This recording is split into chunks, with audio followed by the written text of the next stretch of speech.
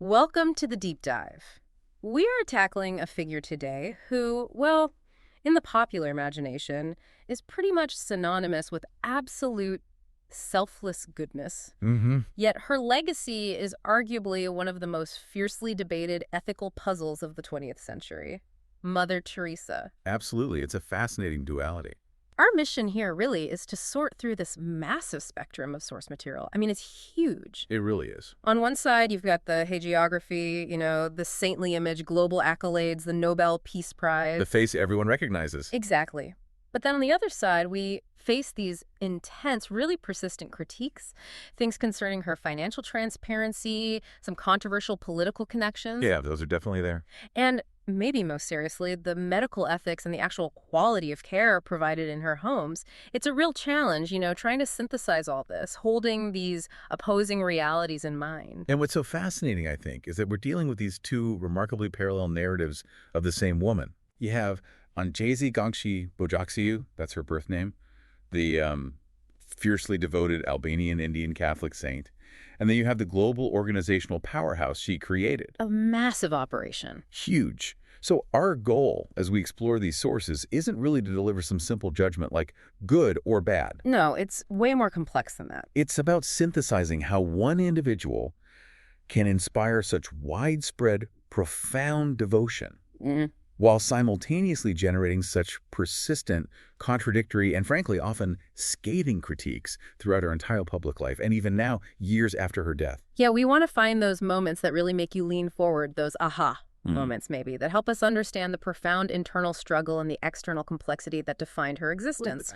We'll look at how this, immensely complex legacy was built, stone by stone, miracle by alleged miracle, and criticism by criticism. So let's unpack this remarkable journey, starting right at her origins. Okay, so the story begins with a name most people probably don't associate with the global icon, Anjezi Gangshi Bojaksiu. She was born August 26, 1910, in Skopje, which back then was part of the Ottoman Empire. A thriving center, actually. Mm-hmm. And there's an early curiosity right there. While that was her birth date, the sources consistently note she considered August 27th, her baptism day, her true birthday. Yeah, that's interesting, isn't it? It immediately prioritizes her spiritual identity over her, physical one. Yeah. Right from the start. Exactly. And she was raised in a devoutly Catholic, Kosovar Albanian family. So an environment of really deep religious commitment from day one. And that faith was tested early and violently. Her father, who was a successful businessman, but also deeply involved in Albanian community politics. He died suddenly when she was only 8. And the circumstances around his death, they're pretty relevant, aren't they, to understanding the volatility of her early life, the whole political backdrop? Absolutely. Sources suggest he was possibly poisoned. This was after he visited Belgrade for a political meeting in 1919. Wow. And this act was largely attributed to Serbian agents, given the really fraught political environment at the time. So that sheer trauma, this early politically charged loss, it's often cited as a likely factor that profoundly shaped her spiritual resolve, maybe her focus on the eternal rather than, the messy, temporary politics of the world. It makes sense. And that political and spiritual conviction, it developed incredibly rapidly. Biographies detail how she became fascinated by the lives of Jesuit missionaries, especially their reports from Bengal in India. From a young age. Yeah, by the age of 12, she felt this absolute commitment to religious life. It wasn't just a casual interest. It was like her direction was set in stone, fixed, immutable. And that conviction, it led to a monumental personal sacrifice. In 1928, she's 18, she leaves home to join the Sisters of Loreto at Loreto Abbey in Ireland. Right, Ireland. And why Ireland? Well, specifically to learn English. That was the required language of instruction for the Sisters of Loreto mission in India. A practical necessity for her calling. But this move was radical, and the consequences, devastatingly permanent. Yeah, the source confirmed this was a complete severing. She travels to India in 1929, starts her novitiate in Darjeeling, begins teaching. But the tragedy is the political situation back home in Albania. Exactly. Her mother and sister moved to Tirana, and then the rise of this fiercely anti-religious communist regime under Enver Hoxha, classified Mother Teresa as a dangerous agent of the Vatican. Just imagine that. That political reality, the true cost of her conviction. She gives up her family for the mission, and she literally can't go back. Not by choice, but because the regime denied her repeated international requests to visit them. It's heartbreaking. She never saw her mother or sister again. Both died during Hoxha's rule. Wow. The emotional weight of this is captured in the sources. Dom Lushjeg, who chronicled her life, he recounts this deeply emotional instance.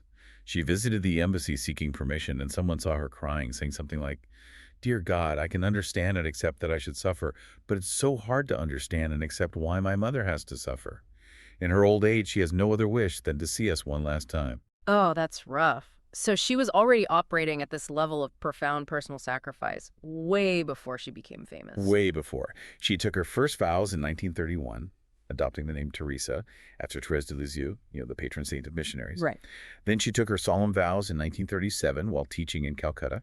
She eventually became Mother Teresa as part of the Loreto tradition, and by 1944 she was appointed headmistress of the Loreto Convent School in Italy. But while she was teaching, she was becoming increasingly disturbed, wasn't she, by the sheer scale of human misery just outside the convent walls? Yes, hugely.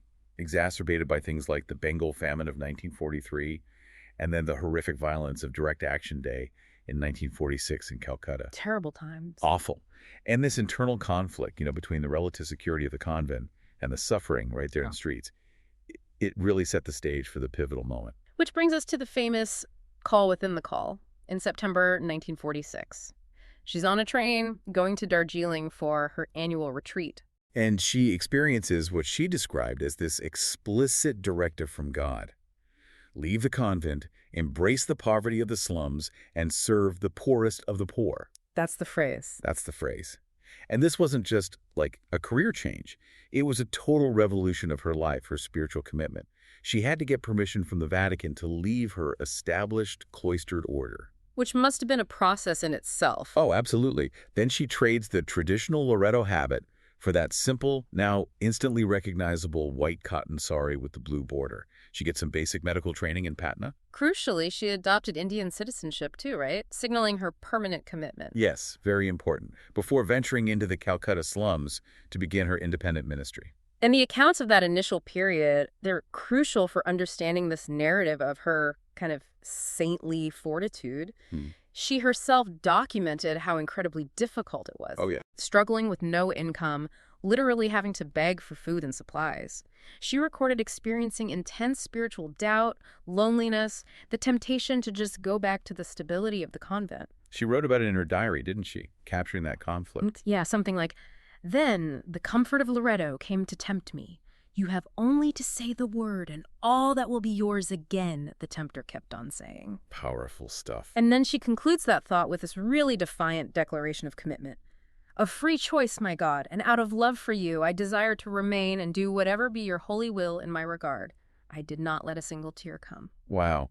And that really established the foundational narrative, didn't it? Yeah. Of heroic self-denial, spiritual struggle that just propelled her image forward. So that incredible resolve, it leads in 1950 to the formal establishment of the Missionaries of Charity, a new diocesan congregation recognized by the Vatican. And she clearly articulated their mission to care for, quote, "the hungry, the naked, the homeless, the crippled, the blind, the lepers, all those people who feel unwanted, unloved, uncared for throughout society, people that have become a burden to the society and are shunned by everyone." It's a very broad mandate, but focused on the completely marginalized. And their identity became instantly recognizable globally, defined by that simple white cotton sari with the blue border. The uniform. Right. And beyond the three traditional religious vows, chastity, poverty, obedience, the Missionaries of Charity formalized this distinct, powerful fourth vow. Yes, this is key. To give wholehearted free service to the poorest of the poor. Free service. Exactly. Free. Reinforcing the organization's commitment to avoiding charges for any care offered. That's a really important distinction later on. And this core commitment, it materialized pretty quickly. In 1952, with some help from Calcutta officials, she opened her first hospice. Right. She converted an abandoned Hindu temple into the Calcutta home for the dying. Which she immediately renamed Normal Friday, or Home of the Pure Heart, a space specifically for the destitute. And the purpose of Normal Friday. This is probably the single most critical detail for understanding the decades of controversy that followed. Okay, lay it out. The goal, as she articulated it, was fundamentally not medical cure. It was to allow people to die with dignity in accordance with their faith. Right, so providing religious rights and comfort. Exactly. Right. Water from the Ganges for Hindus, reading the Quran for Muslims, administering extreme unction, the final Catholic rites for Christians, whatever was appropriate for their background. So the emphasis was on dignity and spiritual preparation over, say, aggressive medical intervention. That's the crucial distinction here. Precisely. She defined the vision simply. A beautiful death is for people who lived like animals to die like angels loved and wanted. That's a powerful quote. It is. And this mission statement, placing comfort, love, spiritual readiness above clinical success, well, that was a foundational choice that would later bring the organization into pretty fierce conflict with critics demanding modern healthcare standards. Okay, I see how that sets things up. From that foundation, the organization just scaled at a breathtaking pace. She opened a hospice for those with leprosy, calling it Shanti Nagar, City of Peace. They started taking in a growing number of homeless children, which led to establishing Nirmala Shishu Bhavan, the Children's Home of the Immaculate Heart, in 1955. So expanding the scope of care. Definitely. And the expansion outside India started just over a decade later. 1965, a house opens in Venezuela with just 5 sisters. Wow, small start internationally. Tiny. But followed quickly by houses in Rome, Tanzania, Austria by 1968. By the 1970s, they had dozens of centers across Asia, Africa, Europe, and the United States. It just exploded. With that rapid growth, it must have necessitated establishing associated branches, right? To manage the scale and the different needs. Exactly. The Missionaries of Charity Brothers were founded in 1963, and later the Missionaries of Charity Fathers in 1984. Plus, they recruited millions of lay co-workers eventually. This wasn't just a local Calcutta ministry anymore. It became a global infrastructure of Catholic service delivery. The numbers really confirm that shift, don't they? From a small local order to a global power by the time she died in 1997. Yeah, the organization had grown from those initial 13 sisters in Calcutta to over 4,000 sisters, operating 517 missions in over 100 countries. Incredible scale. And even by 2007, a decade after her death, the Missionaries of Charity still numbered about 4,500 brothers and 5,000 sisters worldwide, managing 600 missions, soup kitchens, schools, shelters. She built something massive dedicated to reaching those literally rejected by society wherever they were. So Mother Teresa's transition from this kind of regional figure in Calcutta to a full-blown international icon, it happened pretty swiftly in the early 1970s. Yeah, largely thanks to one person, really, the British journalist Malcolm Muggeridge. Right, his 1969 BBC documentary, Something Beautiful for God, and then the book that followed in 71, that just catapulted her to international fame. And it coincided with Muggeridge undergoing his own very public spiritual conversion, which probably added to the narrative's power. Good point. And the documentary generated intense global attention, but crucially, it generated one of the most famous and persistent anecdotes of her life, the divine light controversy. Ah, yes, the light story. Footage shot inside the home for the dying was taken in extremely poor light conditions. The cameraman apparently thought the film would be unusable. Right, too dark. But when the film was developed, the image was clear. Muggeridge immediately declared it a miracle of divine light shining from Mother Teresa herself. A pretty compelling story. Very, except other crew members offered a very different, much more technical explanation. Which was? That it was simply due to a new, ultra-sensitive Kodak film they had been using for the shoot, something designed for low-light conditions. Ah, the mundane explanation. Exactly, but the miracle narrative stuck hard. It really cemented her image in the popular mind as this figure of unique spiritual power, and it paved the way for just a barrage of major honors. The awards definitely came rapidly after that. She received the Ramon Magsaysay Peace Prize in 1962, often called the Asian Nobel. And then in 1979, the biggest one of all, the Nobel Peace Prize, awarded for work undertaken in the struggle to overcome poverty and distress, which also constitutes a threat to peace. And her actions around the Nobel Prize itself are frequently cited as maybe the strongest evidence of her profound personal commitment to poverty. You mean refusing the banquet? Yeah, famously refusing the conventional ceremonial banquet for the laureates. She requested that the equivalent cost, I think it was calculated then at about $192,000, be given directly to the poor in India. Arguing that earthly celebrations were secondary to immediate needs. It was a powerful gesture. Definitely. And her Nobel lecture, it further further cemented this persona, didn't it? Offering this startling distinction between material poverty and spiritual emptiness. Yeah, she distinguished between the two. She said something like, around the world, not only in the poor countries, but I found the poverty of the West so much more difficult to remove. Right. But a person that is shut out, that feels unwanted, unloved, terrified, the person that has been thrown out from society, that poverty is so hurt, sick, and so much. And I find that very difficult.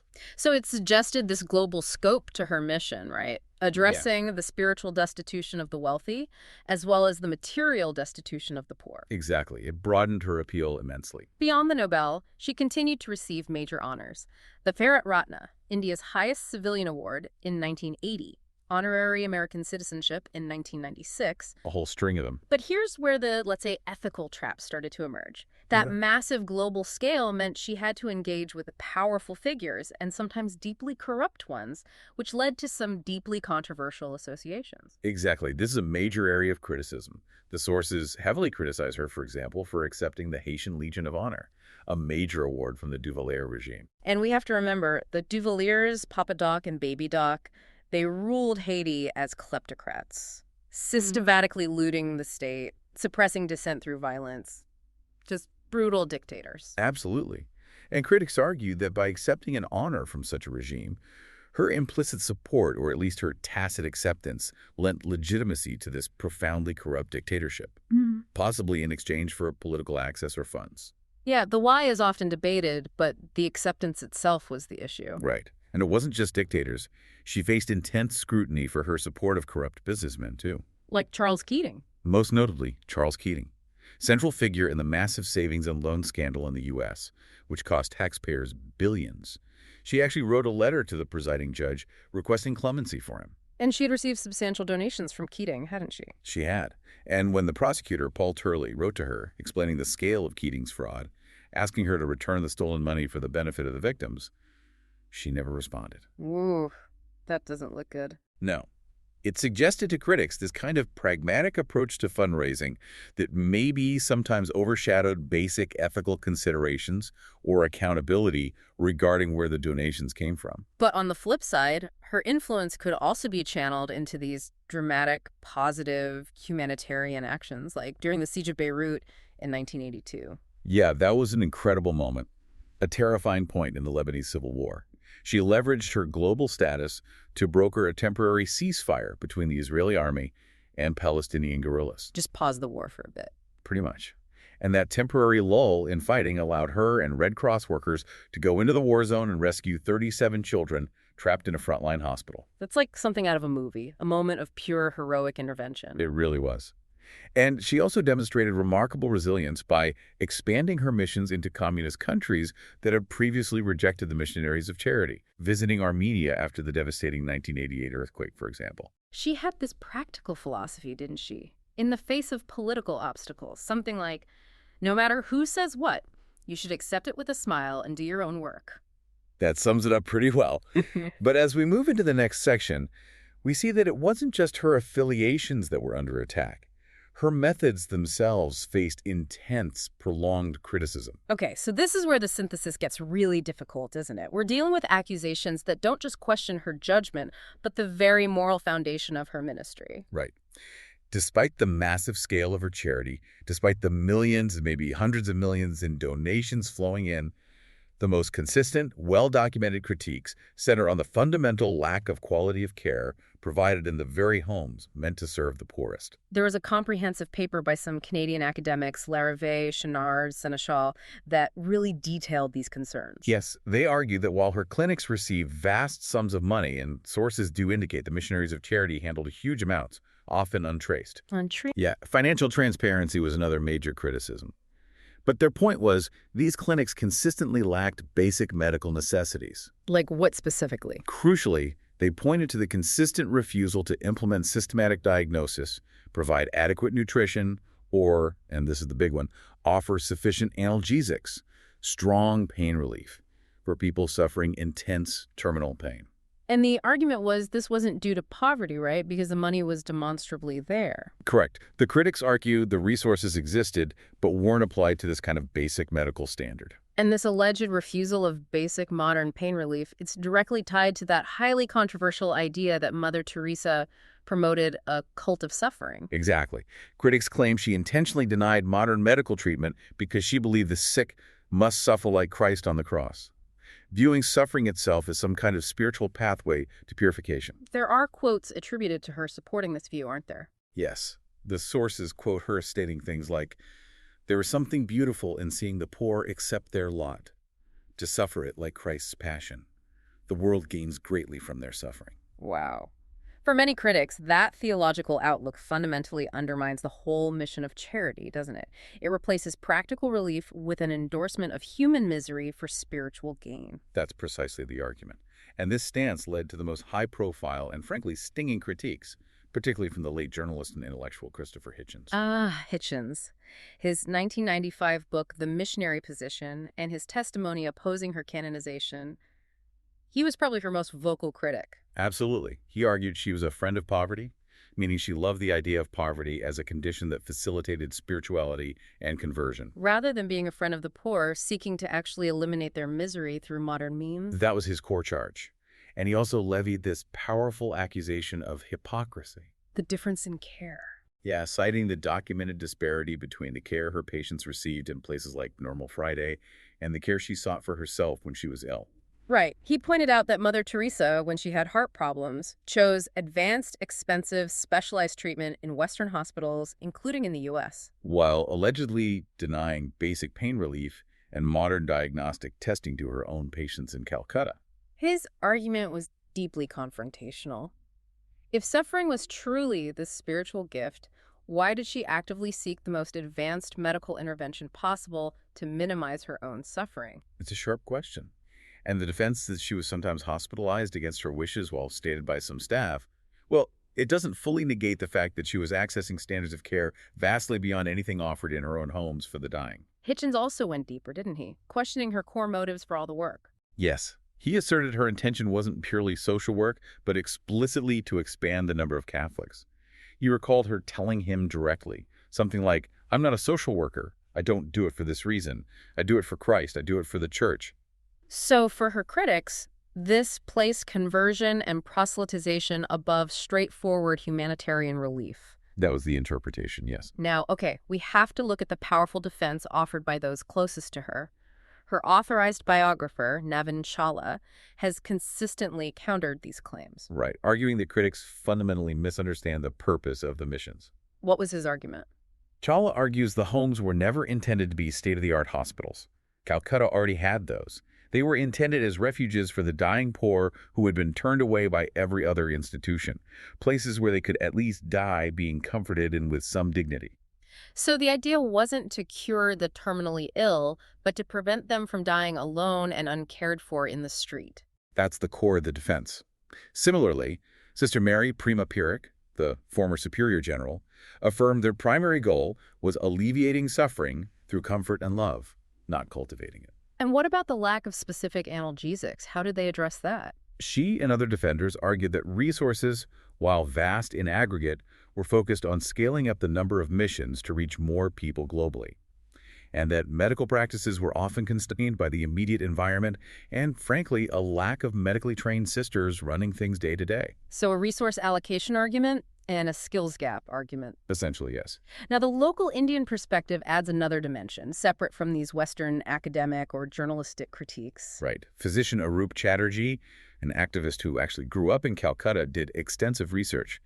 He stated he never even saw any nuns in those slums in the earlier period, suggesting maybe she exaggerated the scale and depth of her daily work within the city itself. Interesting. And he also documented long-standing hygiene issues, didn't he?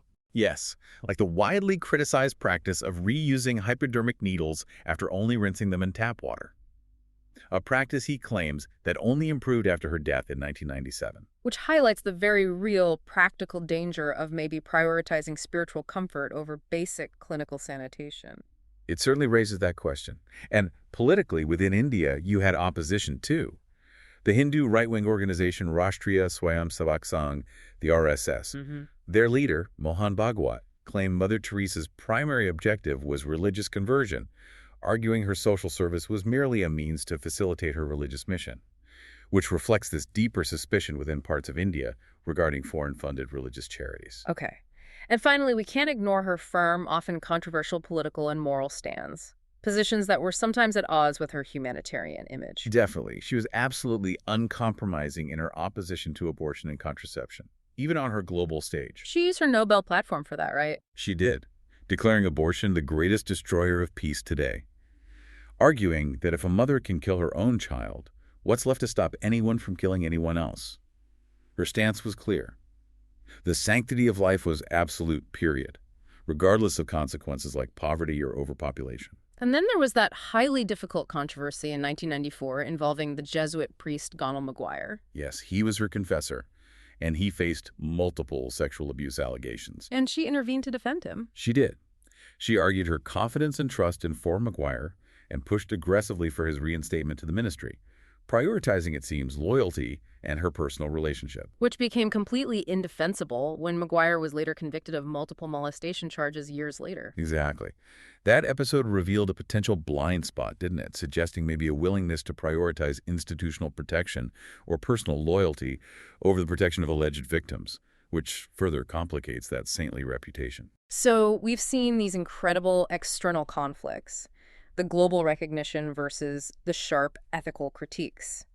But now we need to turn inward to perhaps the most astonishing and maybe spiritually profound revelation about her life. Yeah, this is really something. For nearly 50 years, almost her entire public ministry, the woman seen globally as the epitome of Catholic certainty and unwavering faith, privately endured this devastating spiritual crisis, a period she referred to as emptiness and darkness. It's a monumental finding. Her private correspondence, which was revealed after her death against her wishes. She wanted it destroyed. She did. It showed that Mother Teresa, despite her heroic public ministry, experienced grave doubts about God's existence, deep pain over her lack of faith. She feared she was a massive hypocrite, secretly feeling nothing but spiritual desolation and emotional barrenness while publicly promoting absolute faith to the entire world. The letters themselves are incredibly visceral, painful to read. She wrote to her spiritual confidant, revealing this void. "Where is my faith? Even deep down, there is nothing but emptiness and darkness.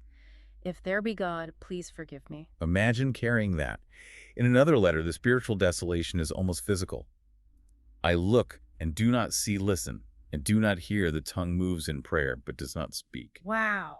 And she carried this agonizing doubt, this perceived absence of God from 1948 until her death in 1997, pretty much the whole time she was famous. For decades. This context is absolutely necessary to appreciate her life, I think. Her work wasn't driven by the comfort of faith, but by sheer painful will, despite feeling abandoned. This intense internal struggle, it's known in Catholic tradition as the dark night of the soul, right? Famously experienced by other saints, including her namesake, St. Teresa of Lisieux. Correct. And she requested these letters be destroyed because she feared people would think more of me, less of Jesus, suggesting she worried her personal struggle would overshadow the message of Christ she was trying to promote. Yet, ironically, Catholic theology views such prolonged doubt and suffering not as an impediment to sainthood, but almost as a path to purification. Exactly, a heroic act of perseverance that actually elevates the merits of her faith in their view. Her decades of internal anguish were ultimately cited as evidence of her profound sacrifice during her canonization process. So this intense private suffering didn't stall her progression towards sainthood at all. The process requires documentation of at least 2 miracles resulting from the intercession of the prospective saint. Right. The first miracle needed for her beatification in 2003 was the alleged healing of Monica Besra, an Indian woman with an abdominal tumor. What was the claim? Besra claimed she was cured after a locket containing Teresa's picture was placed on her abdomen.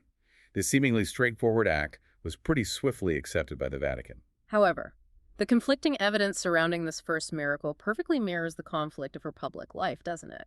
Pitting the spiritual narrative against clinical documentation. Absolutely perfectly. Besra's husband and some of her medical staff publicly stated that she was actually cured by conventional medical treatment. Which was? Specifically, a prolonged course of anti-tuberculosis medication that eradicated what turned out to be a massive tuberculosis-related cyst, not a cancerous tumor. So medicine not a miracle. That's what they claimed. They alleged that hospital officials, under intense pressure from the Missionaries of Charity, were basically pressured to dismiss the medical records and certify the cure as miraculous. Wow. Besra's husband explicitly called the miracle a hoax, stating his wife was cured by medicine, not the locket. Yeah. So this conflict really demonstrates a persistent difficulty in separating piety from practicality, even after her death. But despite that controversy, the Vatican recognized the healing, leading to her beatification. They did. The final hurdle, the second miracle required for canonization, was confirmed in 2015. This involved the healing of a Brazilian man with multiple brain tumors in 2008. That paved the way. Setting the stage for the final global ceremony. And so the Albanian Indian nun, born Anjezi Gongsha Bojuksiu, who secretly suffered decades of spiritual doubt while building this global empire of charity. She was formally canonized as Saint Teresa of Calcutta by Pope Francis on September 4, 2016. And her global impact continues to be recognized beyond just the church, right? The UN designated the anniversary of her death, September 5th, as the International Day of Charity. Correct. Ensuring her foundational act of service, however complex, remains part of the global humanitarian calendar. So we start this deep dive looking at this vast spectrum of sources, and what really emerges is this image of radical complexity. Definitely not simple. You have the global icon of selfless service, operating missions in, 123 countries by the end, contrasted so sharply with these severe critics who documented poor medical ethics, questionable financial transparency, politically compromising associations. Yeah, the two sides are stark. And her ministry, it forces us to consider these fundamental ethical questions that really defy easy answers. Like what? Well, her defenders argue that her homes provided love and dignity to those completely rejected by the system, achieving a kind of spiritual good that maybe outweighed the lack of advanced medical technology. But the critics argue that love without adequate pain management is just inadequate, right? Especially given the vast wealth reportedly available to the order. Precisely. It's a genuine challenge to any kind of linear moral judgment. If the ultimate goal is spiritual salvation or a good death, does the methodology, the alleged cult of suffering, the lack of modern analgesics, does that negate the value of the comfort provided? It's a tough question. And this brings us back, I think, to the central contradiction of her life, a tension we see running through all the sources we've looked at. Which is? Her greatest contradiction might not have been between wealth and poverty, but between her external, rigid certainty regarding moral policy on issues like abortion, or the theological justification for suffering. Compared to her decades of internal, agonizing doubt about God's very existence. that profound private vulnerability. The fact that she operated this massive global ministry for 5 decades, basically believing she was spiritually hollow, that really changes the calculus of judgment entirely, doesn't it? It has to, I think. Does that documented inner turmoil change how we judge the severity of her public policy failures? Or the unwavering nature of her controversial moral positions? It complicates everything. Yeah. Which leads to a truly provocative final thought for you, the listener, to explore. Her work fundamentally raised the question about the nature of charity itself. Is it better to relieve immediate physical suffering, regardless of the methodology used, even if it's flawed? Or is the ultimate responsibility of aid providers to challenge and correct the systemic causes of poverty using the best available modern efficacy, even if it reaches fewer people initially? Where does the responsibility lie? We invite you to explore that question further as you reflect on the life of this profoundly complex 20th century figure. Thank you for joining us as we explored the intricate details of the legacy of St. Teresa of Calcutta. We hope this deep exploration has given you a clearer picture of her journey with all its light and shadows. We'll see you next time.